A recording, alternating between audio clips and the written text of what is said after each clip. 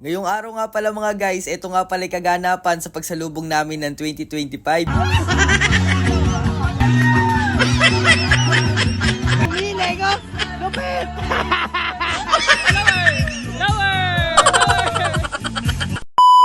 Bago nga pala lahat mga guys, kagigising ko nga lang pala dyan na may ngiti sa labi para masaya ang ating 2025.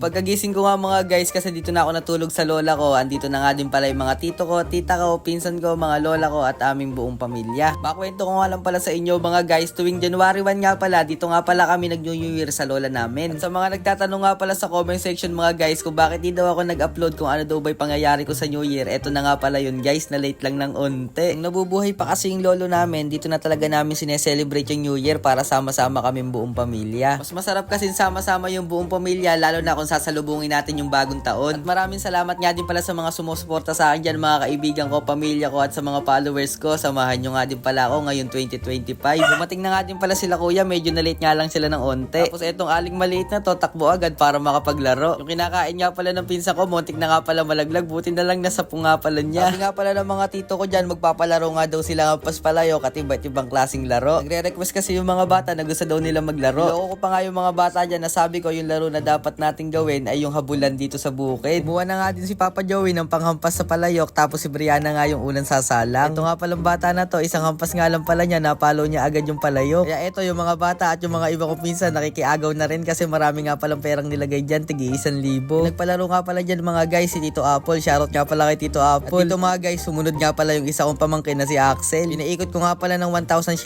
mil kaya nahilo. Medyo napasobra nga ata yung pag-ikot ko sa kanya kaya kada hampas niya walang tumama. Tapos dito mga guys, ako nga pala yung pinaghampas palayok ng mga tito ko, mga pinsang ko. Kaya pala tamang duda ako kasi pagtitripan lang pala nila ako. Sobrang daming ikot nga pala ginawa sa akin yan kaya hindi ko na alam kung saan ako pupunta, patungo ba sa'yo o patungo sa kanya. At dito nga pala mga guys, sumunod nga pala si Jeris, pinagtripan din namin para makabawi ako. Pupunta nga pala ata siya sa tabon dun sa bukid. Ito nga pala pamangkin ko, napakalupit nga pala ng kanyang teknik, nadali niya nga pala. Kaya pala sa hinampas niya na yun, may tig 200, 500, may 1,000. Kaya yung mga pinsan ko, kanya-kanyang agaw. Ito nga daw yung susunod na papalaro ni Tito Joey. Tignan mo naman, sinample pa nga niya. Kaso nga lang pala mga guys, yung sinample ni Tito Joey, hindi nga pala kaya ng mga bata, kaya iniba na lang. Nagsasayaw na nga pala dito si Papa Joey kasi medyo tamado na sa alak. Tinry nga pala namin magpipinsan yung tinry kanina ni Papa Joey nang para matry namin. Uy, puro try nga ba? So ayun nga mga guys, mahirap nga pala kaya si Papa Joey, eto, nakisayaw na lang sa mga bata, stop dance nga pala yan. Napakalupit nga pala tong pamangking ko na si Aling Maliit. Ayun no. At syempre makikisali nga pala ako sa mga bata dyan para matuto sila kung paano magsayaw ang totoong dancer. Papa Joey nga, kanina pa nga pala likot na likot, sigurado mamaya babagsak yan. Sayaw ko pa nga pala dito sa pamangking ko na si Migo, si Papa Joey. Tapos si Inay nga pala, nakalimutan nga pala niya niluluto niya kaya nasunog. At dito pala mga guys, mga nagsasayaw na nga pala sila. Yung sinasayaw nga pala ni Kuyang Saldo, ayan yung sabog dance tapos gapas dance. Ayun no.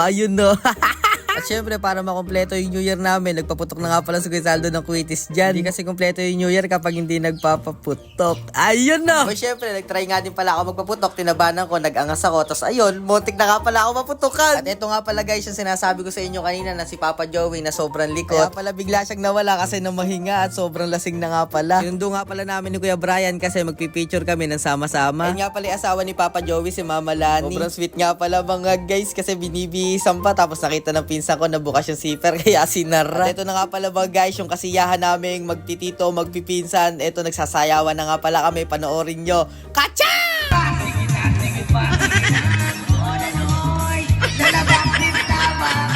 Alright! Ikis mo!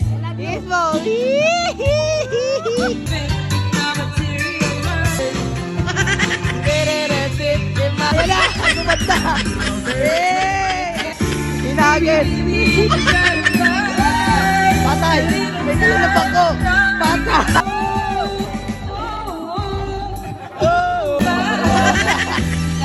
Patay! Dumili ko! Lupit!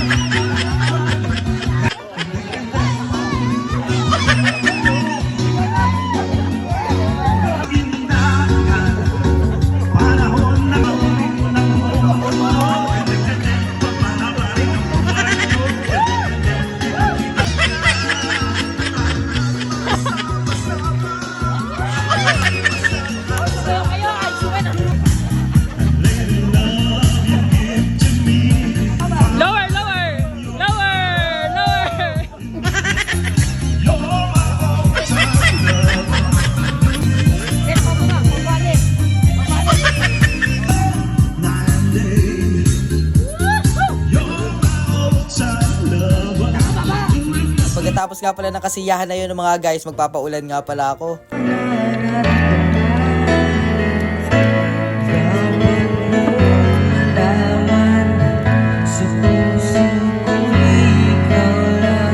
Hindi ko na nga pala na video yung ibang kaganapan mga guys, pero eto na nga pala, kami na nga lang pala yung natira sa inuman. Kaya guys, maraming salamat nga pala sa panonood. Hanggang dito na lang. Kacha!